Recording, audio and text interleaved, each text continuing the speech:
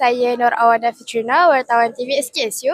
Bersama dengan saya Puan Mazhanizah binti Madzin, penolong kanan Hal Ehwal Murid.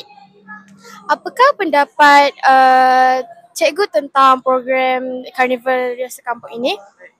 Assalamualaikum warahmatullahi wabarakatuh dan salam sejahtera. Terima kasih kepada kru yang bertugas pada hari ini. Tahniah kerana sudi menyumbangkan tenaga untuk menjayakan karnival kita yang berlangsung hampir seminggu, di mana pengisiannya bermula dengan aktiviti panitia iaitu didik hibur yang memberikan kepuasan, memberikan sesuatu yang menarik kepada murid untuk mereka beraktiviti di luar kelas.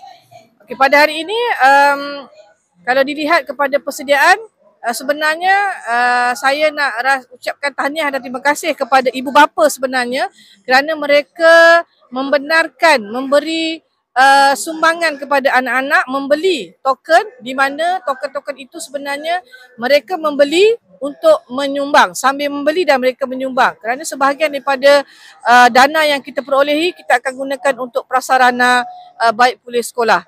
Dan alhamdulillah pada hari ini kita tahun yang ketiga kita telah melaksanakan program seperti ini.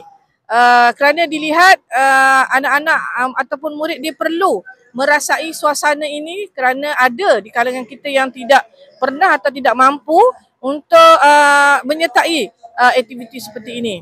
Jadi pada hemat saya persiapannya sangat rapi.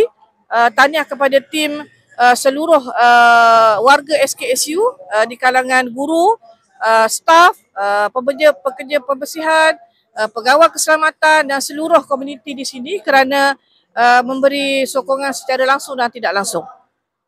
Bagaimanakah persiapan cikgu untuk Karnival Rias Sekampung ini? Baik, berdasarkan pengalaman yang kami telah lalui iaitu tahun ketiga mengadakan karnival ataupun program seperti ini, persiapannya tentulah kita buat dengan rapi, berbincang daripada pengurusan atasan iaitu guru besar, berbincang dengan guru-guru dan juga staf bagaimana kita nak mencari sesuatu yang menarik dan program yang murid boleh sertai secara keseluruhannya. Jadi terhasilnya hari ini kita dengan beraninya membuat karnival di mana kemuncaknya adalah pada hari esok.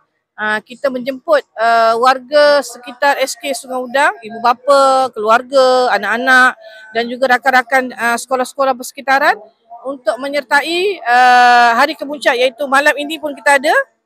Dan buat julung kali kita buat malam dan juga pada hari esok penutup ataupun hari kemuncak. Untuk makluman semua, pada esok hari kita akan menjemput lebih kurang 5 buah sekolah luar, iaitu sekolah yang bersekitaran dengan kita untuk menyertai pertandingan yang menjurus kepada STEM dan juga pertandingan mewarna yang melibatkan tadika-tadika swasta di sekitar SK Sungai Udang. Adakah karnival yang besar seperti ini akan berterusan hingga tahun yang akan datang? InsyaAllah sekiranya ada permintaan, ada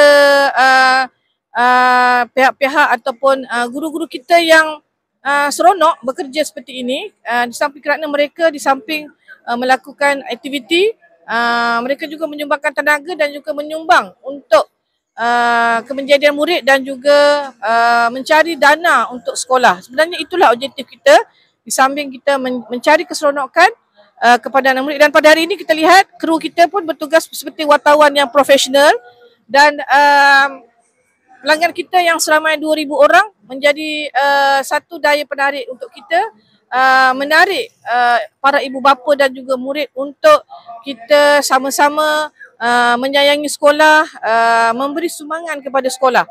Dan pada saya tak ada masalah kalau kita nak menjadikan karnival atau program ini secara tahunan, dan terima kasih diucapkan kepada ibu bapa sekali lagi kerana memberi sokongan sepenuhnya kepada program ataupun aktiviti yang SK Sungai Udang jalankan sepanjang tahun.